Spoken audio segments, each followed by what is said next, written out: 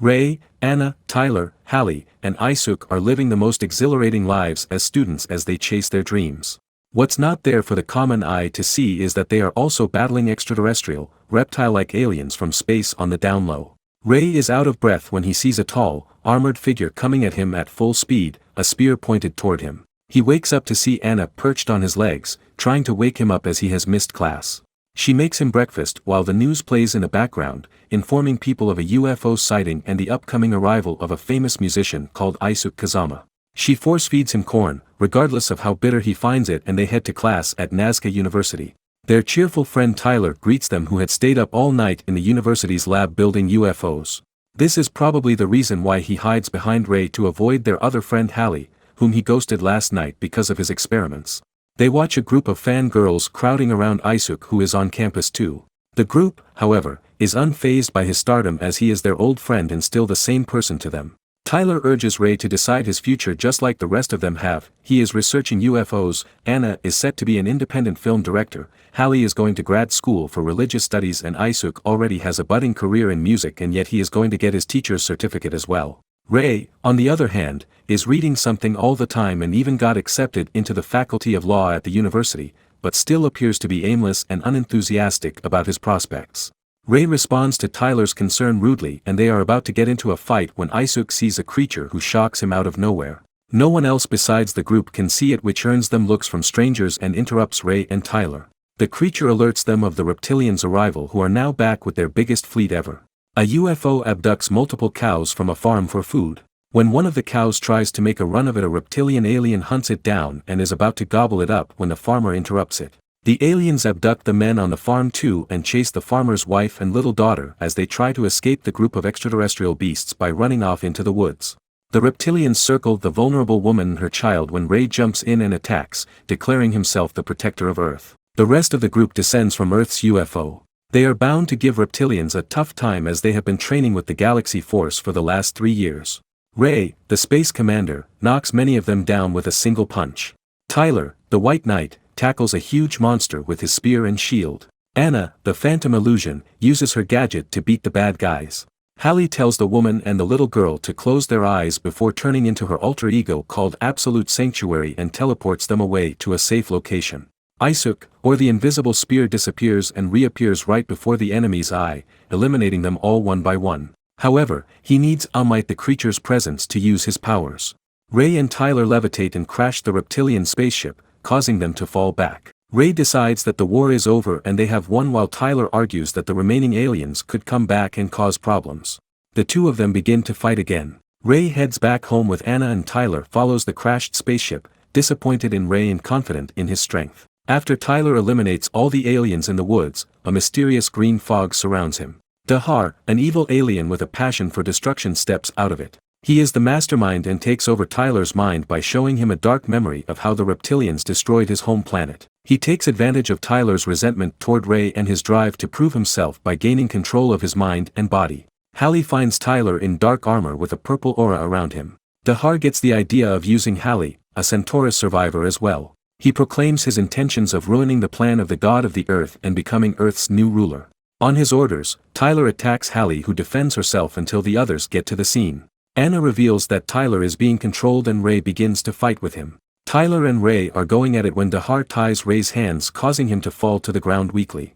Ray orders the others to stay back while he recollects himself and stands on the ground. He gets déjà vu from his dream earlier as he watches Tyler running toward him with his spear. Ray is about to be eliminated by his best friend when he is teleported away from the scene. Dahar takes Tyler, who is now the Black Knight, to his spaceship to travel back in time and wreak havoc. Hallie tries to heal Ray with her powers.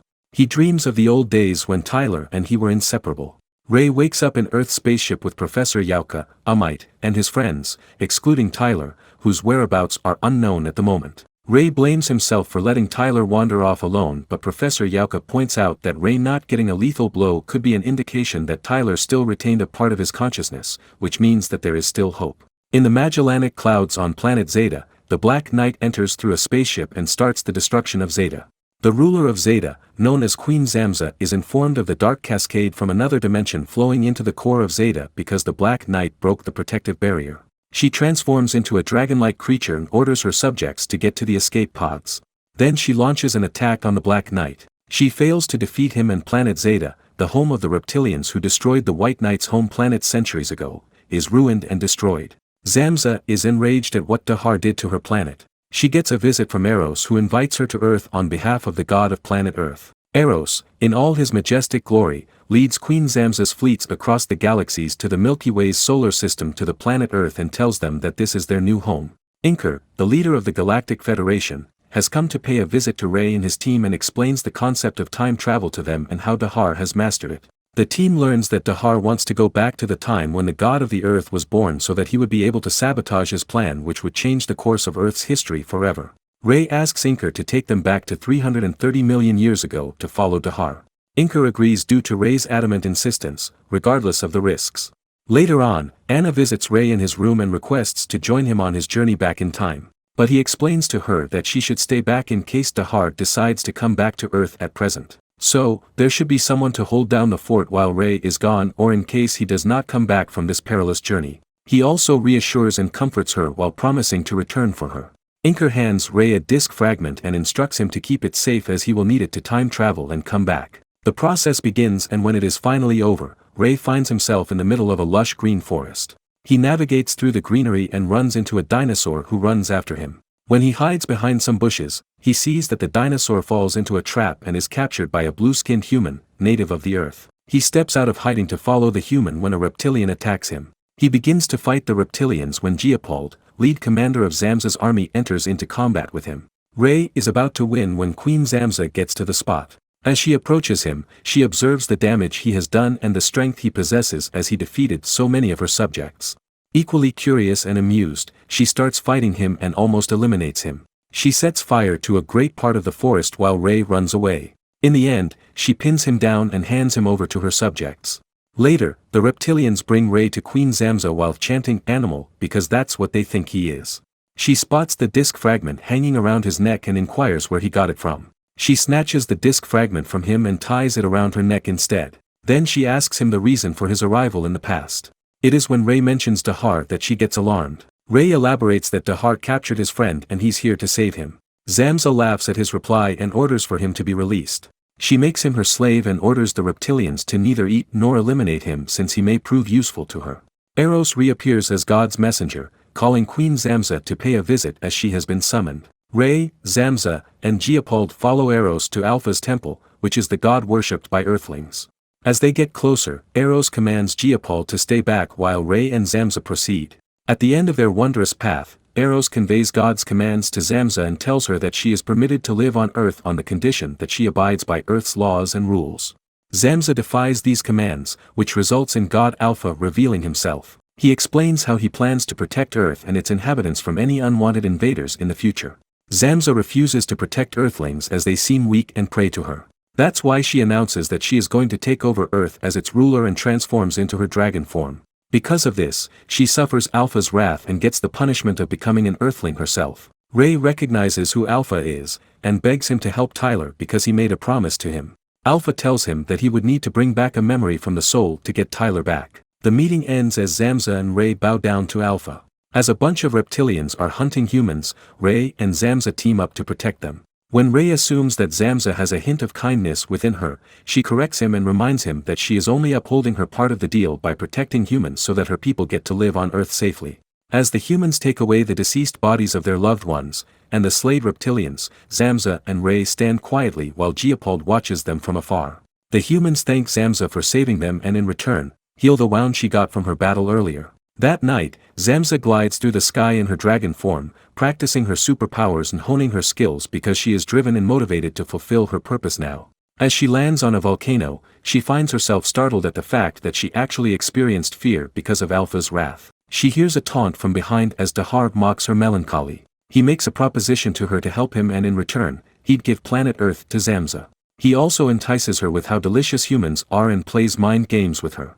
He leaves with one last filthy effort of capitalizing on Zamza's ideology of the strong ruling over the weak. The next morning, humans and reptilians cooperate to make amendments to Alpha's temple for a wedding and Zamza feels embarrassed at how pathetic she has become. When Zamza sees the bride and groom kiss, she asks Ray about what this ritual is and he informs her that it is a gesture of love, a feeling Zamza isn't familiar with. He also teaches her about gratitude afterward. Later that night, when a human asks Zamza to carry the garbage to the top of the mountain because it's too heavy for his people, Dahar's manipulative words ring in her ears.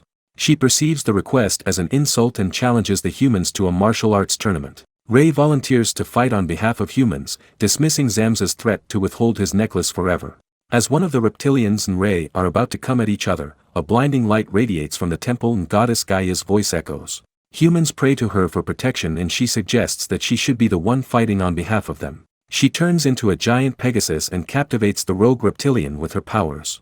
Zamza flies up and uses her dragon breath on her, but Gaia remains unaffected while it begins to rain fire and humans disperse from the site. Gaia puts Zamza under the same numb sensation and she falls to the ground. Gaia descends from the sky as humans praise her for her grace and glory. Zamza lies on the ground helpless and finally accepts defeat at her hands, which is very surprising for all the reptilians as they have never seen Zamza lose before, let alone surrender. When Gaia removes her spell on Zamza, she urges Gaia to eliminate her only and take over the reptilians as they are the strongest warriors of the universe. When she reminds Gaia that only the strongest deserve to live and that's why the only fate for her is eternal sleep, Gaia corrects her. Gaia clarifies that the survival of the fittest isn't God Alpha's will. Instead, he promotes all creatures to love and accept each other equally since their souls were created by the same God and that one can start over after every failure in their life. This concept is a bit confusing to Zamza at first, but Ray elaborates that her willingness to sacrifice her own life to protect her people is an example of love. As Zamza processes this lesson, Geopold walks away from the scene. The next morning, Ray and Zamza help a woman give birth. Zamza's heart softens when she touches the baby and accepts gratitude from its family. She shares her confusion about the idea of strength with Ray. She feels lost because her core belief that she has held on to all her life is being challenged now. This is when Ray offers a new perspective to her that she is indeed strong, but the role of the strong is to protect the weak and not dominate them. Zamza notices an arrow heading their way and shoves Ray to the side, causing the arrows to pierce her. The culprit is none other than her once loyal servant, Geopold. He confesses that there has been a coup against her and that the reptilians are now replacing her with a stronger leader because she has gone soft and weak. Zamza and Ray look up and see that the reptilians' newfound leader is the Black Knight. Zamza gets furious at Dahar's doing and heads towards the army of reptilians moving towards Alpha's temple. Ray follows her. As the reptilians begin to invade Earth at Black Knight's command, Gaia spreads out her wings and creates protection around the area of human civilization. All enemies of humans and Earth try to break the protective barrier created by Gaia to cause chaos. Meanwhile, Zamza fights off many of the reptilians in the sky. When she spots Black Knight, she flies to him and gets badly injured while fighting him. The Black Knight is about to eliminate her for good when Ray jumps in. The friends turned into fiends are standing face to face now, and war between the two of them begins. Ray uses his mighty punch on Tyler's sturdy shield. He drops it down and they engage in hand-to-hand combat. They are in the middle of throwing blows at each other when Gaia uses her power and every alien gets numb, crashing down to the ground immobile. Zamza regains consciousness to see Geopold standing by her to finish her off. As he throws her around, she loses her patience and eliminates him with ease. The reptilians return to her and bow down to her because she saved their lives earlier. Meanwhile, Ray tries to clear Tyler's head while they are fighting. He admits that he has made it this far because of Tyler's support and he values this friendship more than anything else. When Tyler hears that, he slows down on his struggle as Ray has pinned him down. Ray tells Tyler to go back home with him once and for all so that they can finally fulfill the promise they made to each other years ago. The memories in Tyler's soul of the time spent with Ray flood Tyler's mind. He pushes Ray off of him and clutches his head. He screams in agony as the painful visions of his home planet being burnt to ashes by Zamza and her people come rushing into his mind. As Tyler stands tortured, staring at the ruthless sights his planet suffered, he wonders if these really are his memories.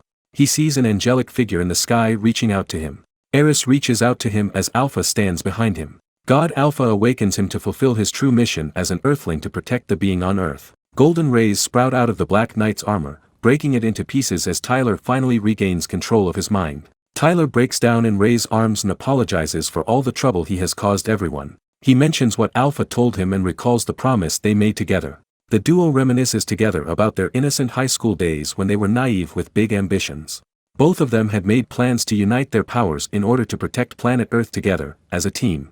Ray encourages Tyler to hold on because there is still so much left to do for them to make true to their oath. Tyler smiles weakly in response as his head falls to the side, his eyes unable to stay open at this time. This is when the mischief maker Dahar gets there. He is in the middle of mocking Tyler when Zamza joins them. Dahar retreats his offer to give Earth to Zamza, but she remains unbothered, because she is aware that that was his plan all along. Dahar calls Zamza weak, but the reptilians surround her to protect her. This sends Dahar into a frenzy as he turns into a monstrous spider-like being and traps all the reptilians in his web. He shoots it toward Ray too and traps him in a cocoon. Dahar picks Ray up and is about to gobble him up when Zamza gets in between. As Zamza and Ray fall to the ground, she lets him know that she has learned the lesson they had been trying to teach her all this time. She passes away in his arms as Ray drowns in guilt and shame because all of his loved ones are gone because of him. Dahar, on the other hand, is enjoying this moment to the fullest. Dahar further breaks down his spirit as he ridicules Ray's failure of protecting his people and how he just watched 2 of his friends pass away. As Ray gives in to his negative thoughts, Dahar decides that this is the perfect opportunity to take over Ray's mind now like a parasite, just as he did with Tyler. Dahar's powers circle Ray when he hears Tyler's voice, who reminds him to believe in Alpha and think of his true mission. Ray thinks of his team members back at home, waiting eagerly for him. Ray and Tyler realize that they are in a transcending state in the company of God. He tells them about his plan to start a new civilization on planet Earth, just like he did on planet Venus.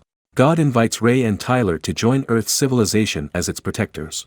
He describes that the evolution of souls among Earthlings is the main aim, and that is why new life forms from different worlds would be introduced on planet Earth so that humans could get new experiences and develop their souls accordingly. However, there would be some problematic creatures like reptilians as well who only mean to cause harm. Nevertheless, competition is healthy for humans to stay on their feet and progress their souls. What should be kept in mind is that competition should exist in such a way that there is cooperation instead of betrayal and reckless assertiveness. He teaches Ray and Tyler about how reptilians could learn to love and have faith in humans, while humans could learn to evolve from reptilians in return. Hence, this is Ray's true mission and destiny. On that note, Ray is brought back and he unlocks a new ultimate form. He beats down Dahar effortlessly while Tyler cheers him on. Dahar doubles down on his power and sets his final plan in motion. As his device approaches Earth, Gaia goes after it while the landscape of Earth begins to collapse and crumble down. Ray carries Zamza's lifeless body and Tyler and goes in the direction of the temple. The planet is about to fall on itself and meet its end when a blinding golden light radiates from the sky. God Alpha reveals himself as all humans bow down after him. Dahar protests to him about why his universe was abandoned to the dark side and launches a vicious attack. This is of no use as he is nothing before Alpha. Still unable to accept defeat, Dahar doesn't give up. Ray overpowers him with Alpha's blessing and sends him back to his lost universe. God Alpha then restores order on Earth and reverses all the damage caused by Dahar. Ray and Tyler take Zamza to the gods who resurrect her. After being brought back to life, Zamza reluctantly thanks Ray and accepts faith in God Alpha wholeheartedly. Alpha then gives an address to all beings of the Earth, explaining the philosophy of how souls find their way in life, the concept of reincarnation, and the laws that he is preaching. He then ascends to heaven. In the present time, Ray's friends get a message signaling his safety. Tyler and Zamza overcome their differences and resolve their issues with mutual acceptance and accountability. Zamza returns the disc fragment to Ray while pretending to be indifferent toward him leaving. Ray appoints her as the protector of Earth in this time, and he is going back to the future. Ray and Tyler are about to leave when Zamza plants a kiss on Ray's lips and confesses her admiration for him. Ray is shocked at this gesture, which is very atypical of Zamza's character, and is still in contemplation when he is teleported away from the past to the time he initially came from. As Zamza stands alone on top of the temple while staring into the sunset, she holds up the disc fragment Ray left behind with her and looks at its gleam, looking forward to seeing him again sometime.